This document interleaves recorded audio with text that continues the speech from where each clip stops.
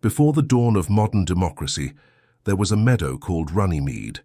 Here the silence of history is broken by the echoes of an ancient struggle for freedom and justice.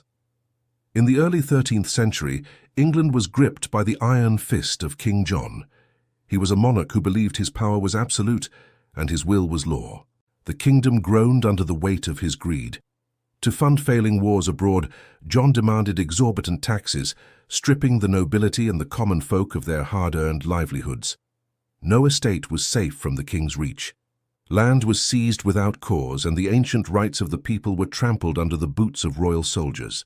Justice became a commodity to be bought and sold.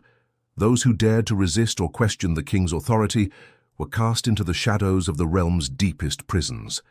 Chained in silence and forgotten by the world, these prisoners became the living symbols of a legal system that had completely collapsed under the weight of tyranny. King John remained unmoved by the suffering of his subjects. To him, the people were merely resources to be exploited for the glory of his own crown. His arrogance would be his undoing. As the resentment reached a breaking point, a group of defiant lords began to whisper of a new order. The rebellion was no longer a secret. An organized army of barons, united by a shared vision of liberty, began their march toward the heart of the kingdom. Their banners waved proudly in the wind, each crest representing a family that had pledged their lives to end the king's lawless rule once and for all. Sunlight glinted off their armor, a shining beacon of resistance that could be seen from miles away. The momentum of the rebellion was now unstoppable. On June 15, 1215, the two sides finally met at Runnymede. It was a moment of profound uncertainty, where the future of a nation hung in the balance. Negotiations were tense. Across a wooden table, the barons presented their demands, enshrined in a document they called the Articles of the Barons. The atmosphere was thick with hostility. The king, cornered and without allies, was forced to listen to the very men he had once sought to crush.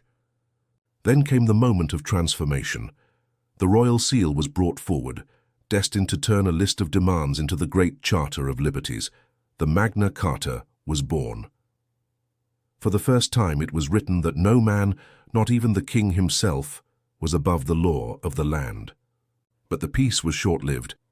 King John quickly sought to annul the charter, plunging England back into the fires of a brutal civil war. The land was once again soaked in blood as brother fought brother. The ideals of Runnymede seemed like a distant, fading dream in the heat of battle. It was only with the sudden death of King John that the cycle of violence began to slow. He died as he had lived, isolated and besieged by his own choices. With his passing, a new chapter began. The crown passed to his young son, Henry, and with it, a chance to restore the promise of the Great Charter. The young King Henry III reissued the Magna Carta, signaling a transition from absolute rule to a government that recognized the rights of its people. A collective sigh of relief swept across the barons. Though the road ahead was long, the principle of due process and the rule of law had finally taken root. Centuries later, the spirit of Runnymede crossed the Atlantic. The American founding fathers looked to the Magna Carta as a blueprint for their own revolution. They channeled that ancient defiance into the United States Constitution, ensuring that the law of the land would protect the liberty of every citizen. The legacy continued to grow, transcending borders and languages.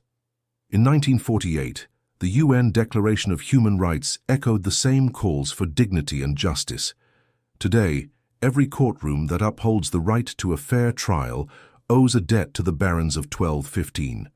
Their struggle is our inheritance. From the Magna Carta to modern constitutions worldwide, the message remains the same. Power must be restrained, and justice must be universal. The color of our world has changed, moving from the desaturated grays of the medieval past to the vibrant, hopeful tones of our shared future. This is the enduring legacy of the Great Charter. It is a story of courage that reminds us that freedom is never given. It is earned and must be protected. As the sun sets over Runnymede, the meadow remains a quiet monument to a revolution of the mind, a testament to the power of a single document to change the world.